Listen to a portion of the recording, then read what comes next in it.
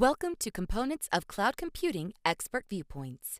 In this video, we will listen to several cloud application professionals discuss some of the factors considered in deciding between computing resources in the cloud. For example, a bare metal server versus a virtual server versus containers.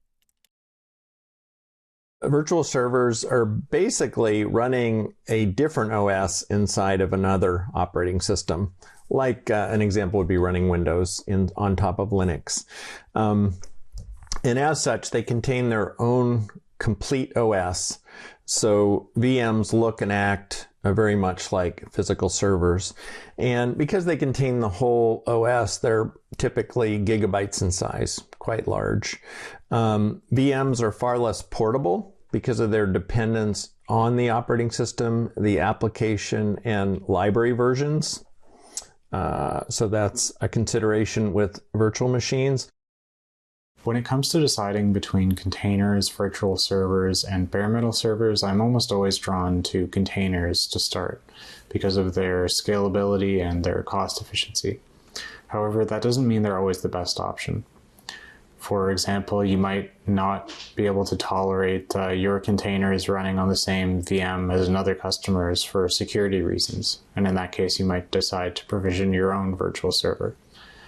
Or perhaps you just consistently need the best performance possible and you don't want to deal with the hypervisor tax or noisy neighbor effects, and in that case you'll go with bare metal. Containers are based on a Linux-based shared image that can be shared across environments, dev, QA, and production. And this is one very big advantage of containers. It's also possible to spin up containers very fast, milliseconds instead of seconds for virtual machines. They're lightweight, typically megabytes in size. And the key technologies here are Docker, Kubernetes, and OpenShift for container orchestration. And some of the compelling use cases here are where workloads can be broken into, the smallest serviceable units. Here you could think about microservices, for example. And this is perhaps a foundational technology for what's referred to as cloud native architecture. If you want to have something that doesn't cost as much and only runs when needed, that's a perfect use case for serverless functions, because on some cloud providers, they only charge you as little as by the millisecond of usage.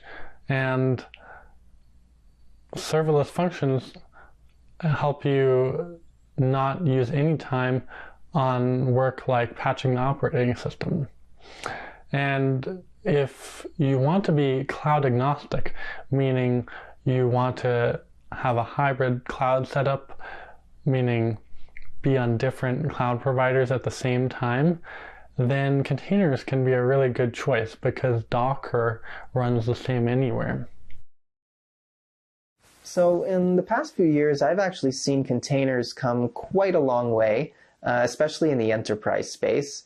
With Kubernetes and OpenShift and other things, quite frankly, containers can run almost any workload you might want to throw at it. There are some exceptions. Sometimes you need a special video card in a bare metal machine, or need to access, kernel level settings and the like, which you can't in a container. But for the most part, I would say you're going to use containers or serverless unless you have a specific need not to.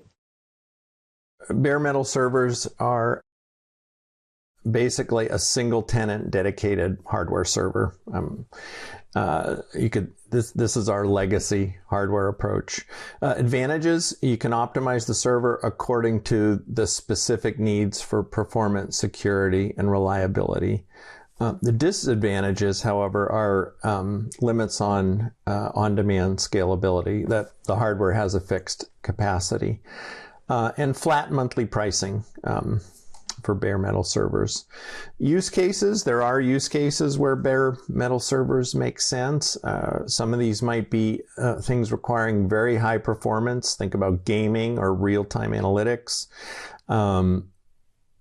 or situations where regulatory or compliance requirements dictate a dedicated compute environment, or applications that use steady and continuous compute resources.